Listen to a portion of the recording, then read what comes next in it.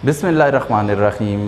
अस्सलाम वालेकुम प्यारे स्टूडेंट्स। आज का जो हमारा टॉपिक है वो लिक्विड के चैप्टर से लिया गया है विस्कासिटी के नाम से।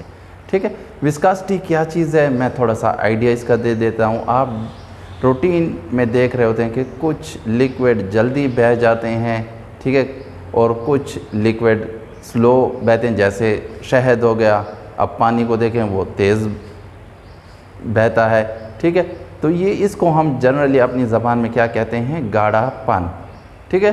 तो साइंस में हम इसको विस्कासिटी कहते हैं। उस लिक्विड की ये प्रॉपर्टी होती है विस्कासिटी, हर लिक्विड की अपनी अपनी है जो मुख्तलिफ फैक्टर्स पर डिपेंड करती है, ठीक है। तो आते हैं हम इसकी डेफिनेशन पर कि डेफिनेशन क्या है।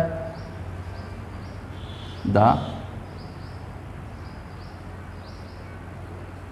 Internal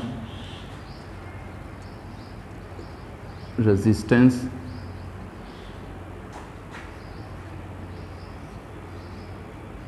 to flow of a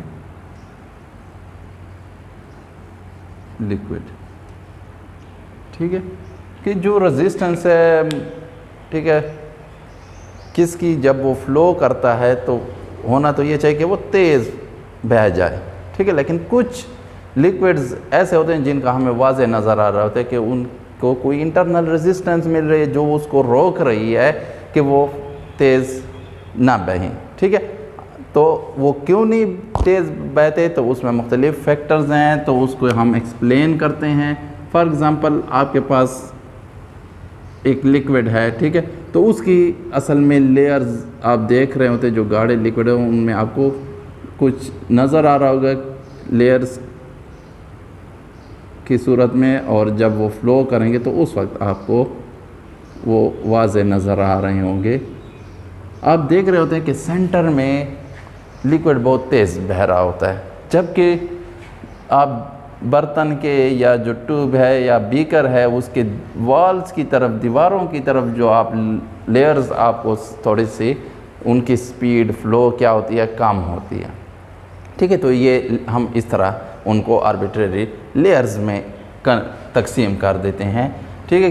centre में सिर्फ लिक्विड्स के दरमियान फोर्स ऑफ अट्रैक्शन होती है, ठीक है, उनके दरमियान रेजिस्टेंस होती है, या हम कह लें कि ये फ्रिक्शन हो रही थी उनके मालिक्यूल्स के दरमियान, ठीक है। फोर्स ऑफ अट्रैक्शन और फ्रिक्शन ये दो बहुत ज़्यादा इम्पॉर्टेंट फैक्टर्स हैं जो उसको रेजिस्ट कर रहे होते हैं फ्लो को।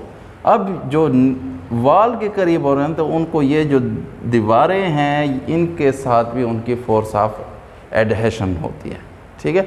तो वो इनको और मज़ीद भी स्लो कर देते हैं, तो इसलिए ये लेयर्स बन जाती हैं लिक्विड की, ठीक है। तो इसको हम क्या कहते हैं, जो रेजिस्टेंस मिल रही है लिक्विड की अपनी वजह से, अपने लेयर एक दूसरे पर वो कर रहे हैं, या वॉल्स ऑफ कंटेनर की वजह से, तो इसको क्या कहते हैं, विस्कासिटी कहते हैं, ठीक है। ये जो रेजिस्टेंस उसको मिल रही है, इस रेजिस्टेंस को हम विस्कासिटी कहते हैं। अब आते हैं फैक्टर्स कि कौन से फैक्टर्स अफेक्ट करते हैं। तो जो दो इम्पॉर्टेंट हैं, एक है जो हर फिज़िकल प्रॉपर्टी ऑफ लिक्विड में इन्वॉल्व है, इंटर मॉलिक्यूलर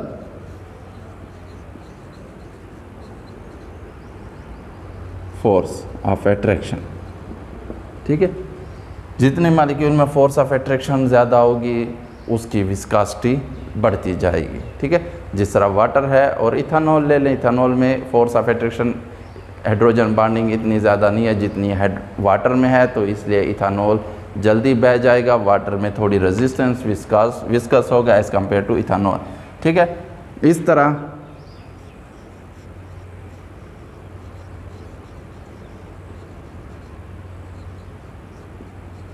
मॉलिक्यूलर स्ट्रक्चर पर बहुत ज़्यादा डिपेंड करती हैं, ठीक है। और इसी के साथ मैं दोनों को डिस्कस कर देता हूँ। असल जो ज़्यादा वो है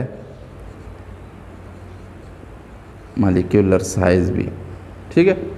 स्ट्रक्चर जितना रेगुलर होगा, ठीक है, जितनी ब्रांचिंग कम होगी उतना ही वो लेस विस्कस होगा, और जितनी इर्रेगुलरिटी होगी, जैसे हनी के मॉलिक्यूल्स हैं, जितनी ब्रांचिंग ज़्यादा होगी उतना वो क्या होगा, विस्कस होगा, ठीक है, उतना ज़्यादा वो गाढ़ा होगा, उसकी विस्कोसिटी उतनी ज़्यादा होती जाएगी। दूसरा आता है मॉलिक्यूलर साइज़। जितना मॉलिक्यूलर साइज़ बढ़ेगा, मॉलिक्यूल होते जाएंगे, वो क्या होती जाएगी, विस्कोसिटी इंक्रीज्ड होती जाएगी, बढ़ती जाएगी। जितना साइज़ स्मॉल होगा मॉलिक्यूलर साइज मॉलिक्यूल्स के, उतनी ही वो लिक्विड क्या होगा, लेस विस्कस होगा। ठीक है, और जो लास्ट वन है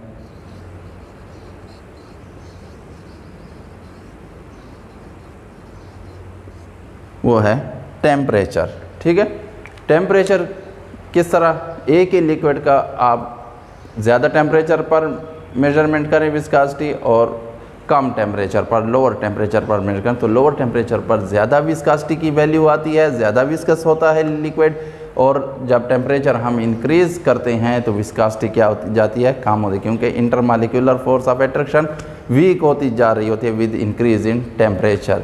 ठीक है, तो इस वजह से, या काइनेटिक एनर्जी की बुनियाद पर करें तो वो भी सही है। ठीक है, हम फिर आ जाते हैं मेजरमेंट की तरफ।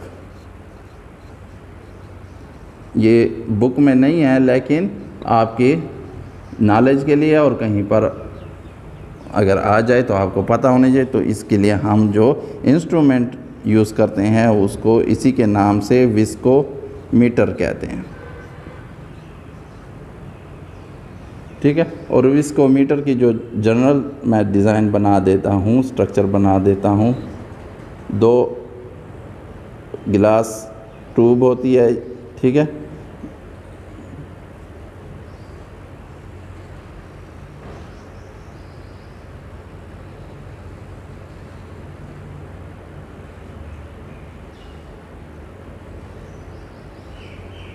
ठीक है, इस शेप की 2 बल्ब होते हैं, ए एंड बी। ठीक है, और यहाँ पर हमने मार्क किए होते हैं, फॉर एग्जांपल यहाँ तक लिक्विड भरते हैं। ठीक है, और कोई और मार्क होता है तो वहाँ तक वो उसको कितना टाइम लगता है फ्लो में। ठीक है, तो हम ये डायरेक्ट मेजर नहीं कर सकते, बल्कि इसको हम किसी स्टैंडर्ड लिक्विड के साथ कंपैरिजन में मेजर करते हैं। और वो ज़्यादातर वाटर हम इस्तेमाल करते हैं, वाटर का फ्लो टाइम हम वो कर लेते हैं, उसकी विस्कोसिटी हमें मालूम है तो उसकी वैल्यू के साथ उसके कंपैरिजन करते हैं, इसके फ्लो ऑफ टाइम। तो फिर वो सारे हम क्या कर लेते हैं, विस्कोसिटी हम मेजर कर लेते हैं उस अननोन लिक्विड की।